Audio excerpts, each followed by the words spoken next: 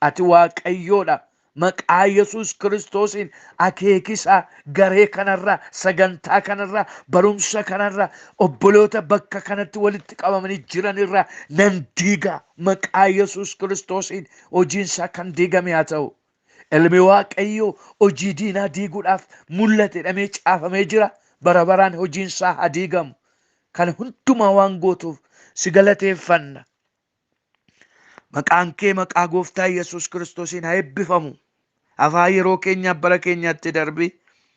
Jaallatamaa ilma kee Yesuus Kiristoosiin ameen. Maqaan gooftaa keenyaa Yesuus Kiristoos kan eebbifame haa ta'u. Egaan gareen kun garee barumsa fayyinaa barattanidha. Egaa barumsa fayyinaa jechuun murteessaadha. Jireenya gooftaa wajjin jiraannu keessatti barumsi bu'uuraan ni jalqabaan barumsa fayyinaa barachuudha. Tarii namoonni barattan jiraachuu dandeessu. Kallattii adda addaatiin barumsa fayyinaas barattaniittu kan taatan jiraachuu dandeessu. Kan hin baranne jiraachuu dandeessu. Haa ta'uti garuu warri barattanis warri hin barannes waluma qixxa Waaqayyo sin barsiisa. Hafuurri Qulqulluu sin barsiisa. Barumsi sagalee Waaqayyo baratamee kan dhumu miti. Yeroo hundumaa haaraadha. Boris haaraadha. Iftaanis haaraadha. Anoosa kanoo baradheera. Anoosa kanoo beekaa hin jedhina. Dubbiin sagalee Waaqayyo yeroo hundumaa haaraadha. Waan salphaa fakkaateetu sagaleen Waaqayyo jireenya namaa keessatti waan guddaa hojjeta. Kanaaf barumsa fayyinaa jechuun maqaamti isaayyuu waa'ee fayyinaati. Fayyina foonii utuu hin ta'in kun kan inni barsiisuuf waa'ee fayyina lubbuu. Maaliif fayyite? Lubbuun maal taate?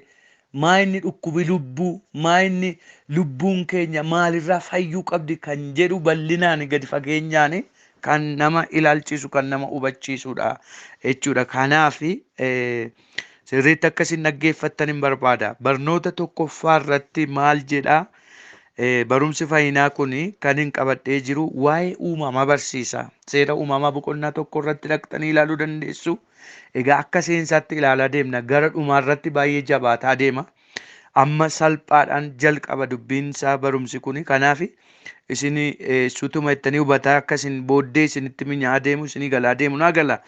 Kanaaf boqonnaan tokkoffaan waa'ee sirna uumamaa የፍጥረት መጀመሪያ የሆነው ኦሪት ዘፍጥረት ላይ የሚገኘው ምዕራፍ 1 ላይ ስለ ፍጥረት ያስተምራል። ዋይ ኡማማ በርሲሳ ዋቀዮ አከሚቲን ኡማማ አከኒ ኡሜ ጉያ ቶኮፋ ካሴ አማ ጉያ ጃአፋቲ ሆጂወን ዋቀዮ ሆጀቴ ኡማማ ኦካን ሴራ ኡማማ ቦቆና ቶኮራ ኢላሉ ደንዴሱ jechuudha. Isa kana achumarraa dubbifattu. Kallattiidhaan amma nuyi kan nuti ilaallu barnoota lammaffaa ትምህርት ሁለት ሰውና ኃጢአት የሚለውን እናያለን። ሰውና ኃጢአት። ሰው ምንድነው? ኃጢአት ምንድነው? ኃጢአትስ የተጀመረው መቼ ነው? ማን ነው የጀመረው? የኃጢአት ውጤት ምንድነው? ኃጢአት በሰው ልጅ ላይ ያመጣውስ ነገር ምንድነው? ከዚህ የሰው ልጅ ደግሞ ማምለጥ የሚችለው በየትኛው መንገድ ነው የሚለውን ነው የምናየው። ነማይቹ ማይኒ ማሊፍ ኡመሜ ዋቀዮ ለምንድን ነው እግዚአብሔር ሰውን የፈጠረው? ለምንድን ነው? akkasumattiin raafii liisaa namoonni waa'ee namaa ilaalcha qabaniif yaada qabanii kaa'uu danda'u. Garuu keessa linneetu nuyi kan ilaallu ta'uudha jechuudha bal'inaan. Cubbuu jechuun maayinni? Burqaan cubbuu, maddi cubbuu eessaadha? Cubbuuma kan jedhamu ኃጢአት ራሱ ምንድን ነው? ዲፋይን እናደርጋለን akka sagalee waaqayyootti jechuudha. Namoonni baay'een cubbuu jechuun akka jechuudha jedhanii deebii kennuu danda'u. Garuu nuyi akka dubbii sagalee waaqayyootti ኃጢአት ማለት ምን ማለት ነው kan jedhu ግልጽና አጭር በሆነ መልኩ የኃጢአትን ዲፊኒሽን መጽሐፍ ቅዱስ ስለሚያስቀምጥ እሱን እናያለን። ነገሮች ሁሉ የሚነሱት ከሱ ላይ ስለሆነ ከናፊ የመጀመሪያው ሰው አዳም ኃጢአት በመስራቱ ምክንያት ሰው ከእግዚአብሔር ጋር የነበረው ግንኙነት ተቋረጠ። ወገኖች የመጀመሪያው ሰው አዳም ኃጢአት በመስራቱ ምክንያት ሰው ከእግዚአብሔር ጋር ያለው ህብረት ወይም ሰው ከእግዚአብሔር ጋር ያለው ግንኙነት ተቋረጠ። ምክንያቱም እግዚአብሔር ፍጹም ጻድቅ አምላክ ስለሆነ እግዚአብሔር ከምንገምተውና ከምናውቀው በላይ ጻድቅ በብርሃን ውስጥ የሚኖር ማንም ሊያየው በማይችል ፍጹም ብርሃን ውስጥ የሚኖር ጻድቅ አምላክ ስለሆነ እግዚአብሔር ከኃጢአት ጋር ፈጽሞ ስለማይገናኝ እግዚአብሔር ሰውን በመልኩና በአምሳሉ የፈጠረው ሰው ኃጢአት በመስራቱ ምክንያት የሰውና የእግዚአብሔር ግንኙነት በሰውና በእግዚአብሔር መካከል ያለው ህብረት ምን ሆነ? ተቋረጠ። ጩቦቹን ዋቀዮ ቁልቁሉudhaan mudaa kan hin qabne kan nuyi jennuuf kan nuyi beeknuun ol qulqulluudhaaf ifa guddaa ifa sodaachisaa keessa waaqa jiraatu waan ta'eef namni waaqayyo akka bifa isaa fakkeenya isaatti uume addaam inni jalqabaa gaafa cubbuu hojjetu hariiroon namaaf waaqa gidduu jiru garaagara cite. Namniif waaqayyo walirraa fagaatan jechuudha. Ittan dhufa cubbuu maalii hojjete isa hidhutti dhufna jechuudha. ኃጢአት በእግዚአብሔርና በሰው መካከል ያለውን ህብረት የሚያበላሽ ኃጢአት የሚተላለፍ ኃጢአት ትውልድን የሚገል መርዝ የሆነ ገዳይ የሆነ ነገር እንደሆነ መጽሐፍ ቅዱስ ያስተምረናል። ዋይ ጩቡ ኢላላ ጅር ነማፍ ጩቡ ይቹ መልካም የነበረው ፍጥረት ሁሉ ተበላሸ ኢላ uumama seera uumamaa boqonnaa tokko irratti waan godhe hundumaa keessatti waaqayyo dhuma irratti maal gaariidha. Ifa hin uume gaariidha. Biqiloota adda addaa hin uume munyuuqaa lafarraa qilleensarra kan balali'an lafarra kan socho'an galaana keessa kan jiraatan waan hundumaa gaafa uume waaqayyo maal jedhe መልካም ነው አለ እግዚአብሔር። ጋሪidha guyyaa ja'affaatti gaafa nama uume immoo እጅግ መልካም ነው ባየ ጋሪidha። ይህ መልካም የሆነው ነገር ከኃጢአት የተነሳ ምን ሆነ? ተበላሸ። ፍጥረት ሁሉ ዲስኦርደርድ ሆነ፣ ተበላሸ። በቃ uumamnuun hundumtuu immanca'e cubbuurraan kan ka'e cubbuun jireenya uumamaa mancaase jechuudha. hariiroon namaa waaqa gidduu jiru garaagara cite. namni waaqatti adda ba'e namniif waaqa gidduu warra gumaa ta'e namaaf waaqa kan walitti araarsu tokkollee uumama keessa kan argame tokkollee hin jiru. Cubbuun baay'ee akka nu ilaalluun ol uumama seera uumamaa kan mancaasu kan daddarbu hariiroo namaaf waaqa gidduu jiru kan garaagara kuteedha jechuudha. Cubbuun akka salphaatti ilaaluun nurra hin jiraatu. በዚህ ክፍል ስለ ሰው አፈጣጠር የመፈጠሩ ዓላማ እንዲሁም ከውድቀት በፊት ስለነበረው አኗኗር ውድቀት ስላመጣብን ኃጢአቱ ስላስከተለው ውድቀት በአጭሩ እናያለን። በተጨማሪም የኃጢአት መድኃኒት ምን እንደሆነ እንመለከታለን።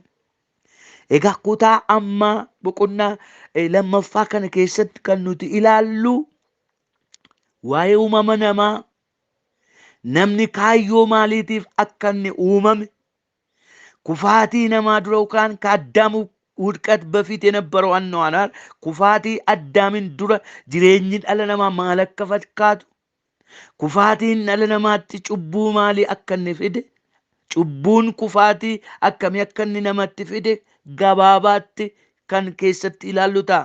Itti dabalaanis daawwaan cubbuudha yookaan qorichi cubbuudha maal akka ta'e ilaalla. Adda baafannee kan nuti ilaallu kufaatii duraaf kufaatii booddee ከውድቀት በፊት የሰው ልጅ አኗኗር ምን ነበር?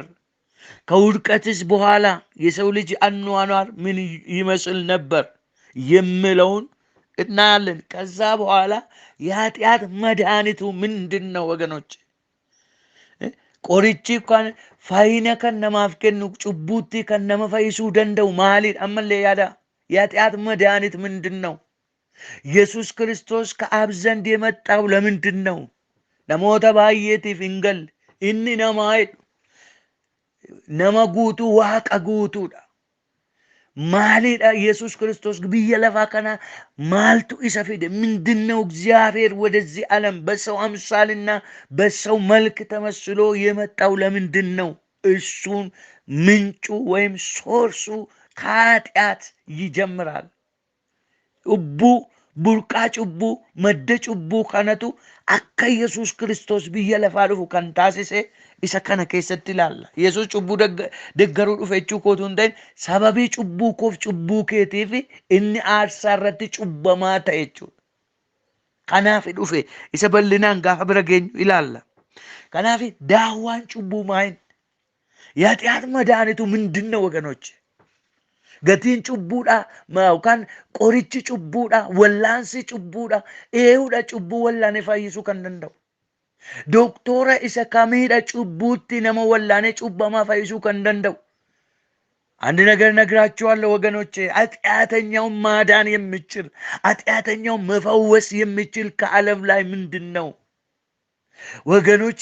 ሰው በራሱ ጽድቅ ስራ ከኃጢአት ሊፈወስ አይችልም። በራሱ ጽድቅና ቅድስና ሰው በራሱ በሚያደርጋቸው ነገሮች ከኃጢአት ሊድን ወይም ሊፈወስ አይችልም። በራሱ ብርታት፣ በራሱ እውቀት፣ በሃይማኖቱ ሰው ከኃጢአት ሊድን ሊፈወስ አይችልም። ሰው ከኃጢአት ሊድን ሊፈወስ የሚችለው በክርስቶስ ኢየሱስ ብቻ ነው። የእግዚአብሔር ቃል ሲናገር የልጁ የኢየሱስ ክርስቶስ ደም ከኃጢአት ሁሉ ያነጻል ይላል።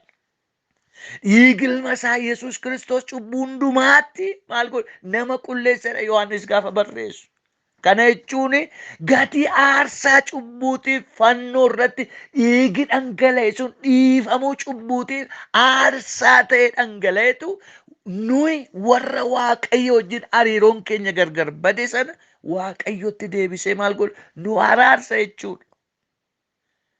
bal'inaan irra deddeebinee ilaalaa gaafa deemnu sirriitti nuu galaa deema.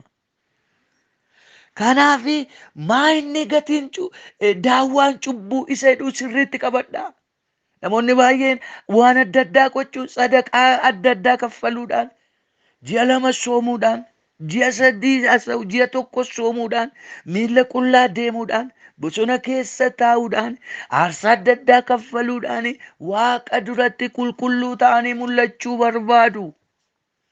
ሰገሌን ዋቀዮ ስንትማ ጽድቃችን ምንድን ነው? የመርገም ጨርቅ ነው። ብሉይ ኪዳን keessatti caafamee kan jiru kan kakuu moofaa keessatti barreeffamee kan jiru tolli keenya moofaa abaarsaati. Tolummaan ati gootu waaqayyotti araaramuudhaaf, waaqayyotti firoomuudhaaf, gumaa siif waaqayyo gidduu jiru, gumaa sanyii addaamiif waaqa gidduu jiru araarama argachuudhaaf hojii gaarii ati ittiin hojjettee waaqayyotti araaramtu tokkollee hin jiru. karaa Kiristoos bichaan araarri kan argamu. waan gaarii hojjechuun gaariidha, soomuun gaariidha, sagaduun gaariidha, kadhachuun gaariidha, nama gargaaruun gaariidha. Garuu inni kun akkati jireenya bara baraatti galtuuf sin gargaaru. karaan jireenyatti galanii karaan tokkicha innis ilma waaqayyoo Iyesuus Kiristoos karaan dhugaan jireenyi isa. Ilaa cubbuun du'a namatti gatii fiduufi nami cubbuu hojjete gatiin cubbuu du'a sababii ta'eefi sanyiin addaam cubbuu hojjechuu isaarraan kan ka'e du'i sanyii addaam hundumaa wal ga'eera waan ta'eef nami tolaan tokkollee hin jiru, hundumtuu yakkaniiru. Kanaaf ulfinni waaqayyo itti irrateera jedhamee caafamee sababii jiruuf akka ittiin